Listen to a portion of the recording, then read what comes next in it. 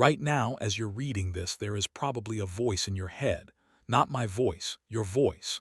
The one silently reading every word, the one that comments on your life, the one that argues with itself, the one that reminds you of embarrassing moments from 10 years ago at 3 in the morning. Most people assume that voice is them. After all, if you're not the voice inside your head, then who are you? Now here's where things get strange. Not everyone has that voice. Some people go through life without a constant internal monologue. No narrator, no running commentary, no little person inside their head speaking in sentences, and yet they can think. They can make decisions. They can solve problems. They can fall in love. They can plan their future. They are fully conscious. Think about that for a moment. Imagine asking someone what they want for dinner. In your mind, you might hear words, maybe a sentence, maybe an argument, maybe your brain says pizza, then immediately reminds you that you're trying to eat healthier. But some people report none of that. No conversation, no words. The answer simply appears. They know what they want without hearing it spoken inside their mind. When many people first discover this, they refuse to believe it. How could someone think without words? But then an equally strange question appears. How do you know you're actually thinking with words right now? Try something. Don't say the word elephant. For the next 5 seconds, do not think about an elephant. What happened? You probably imagined one instantly. Maybe a gray elephant. Maybe a cartoon elephant. Maybe an image appeared before any words did. And that's the strange thing. Many of the processes inside your mind happen before language arrives. Language may not create thought.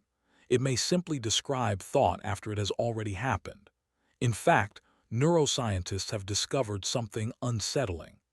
Experiments suggest that the brain often begins making decisions before people become consciously aware of them. In some studies, researchers could predict a person's choice seconds before the person believed they had made it. Think about what that means. If your brain starts deciding before you know you've decided, then what exactly is the voice in your head doing? Is it making decisions? Or is it simply explaining them afterward? Imagine a company. Deep inside the building, thousands of employees are working. They're analyzing information, solving problems, making decisions. Then a spokesperson walks onto a stage and announces the result. Most of us assume the spokesperson runs the company, but what if they're simply reporting what already happened?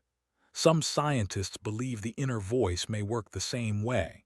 Not the CEO, the press secretary, not the source of thought, the storyteller.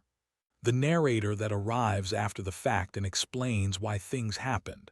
And if that's true, an uncomfortable question emerges. What are you? Because most people identify with the narrator, the voice, the running commentary, the story, but stories can be wrong. You've probably experienced this yourself. Maybe you've met someone and instantly disliked them, then later discovered they were actually kind. Your mind created a story. The story turned out to be false. Or maybe you've remembered an argument and felt completely certain about what happened, only for someone else to remember it differently. Again, the narrator created a story, but reality was more complicated. This happens constantly. The brain is not a camera, it is a storyteller, and storytellers don't simply record reality. They interpret it, they simplify it. Sometimes they even invent parts of it. Now imagine something even stranger.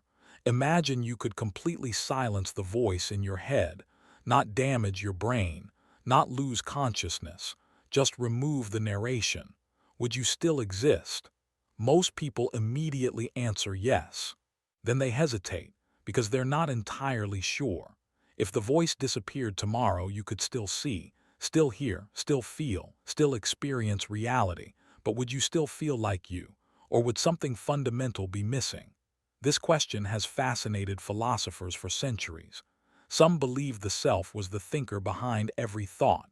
Others argued there is no permanent self at all, only a continuous stream of experiences. A river constantly changing but appearing stable from a distance. In Buddhism, some traditions go even further. They suggest that the self most people believe in is partly an illusion, a useful one, but an illusion nonetheless. The voice in your head says I. It says me. It says mine. And because it says these things repeatedly, you begin believing there is a permanent person sitting somewhere behind your eyes. But when you try to find that person directly, things become surprisingly difficult. Where exactly are you? Are you your body, your memories, your personality, your thoughts? If every memory disappeared tomorrow, would you still be you? If every cell in your body changed, would you still be you? If the voice in your head vanished, would you still be you? The deeper you go, the stranger the question becomes. And perhaps that's why people often feel uncomfortable thinking about it for too long. Because beneath everyday life lies a possibility that many of us rarely consider. The possibility that the voice inside your head is not the source of consciousness, not the creator of experience, not the real you. Perhaps it is simply a narrator, a storyteller trying to make sense of a reality that is far more mysterious than it appears. And if that's true, then the most important voice you've listened to your entire life may not be you at all. It may simply be the story your brain tells after the real magic has already happened.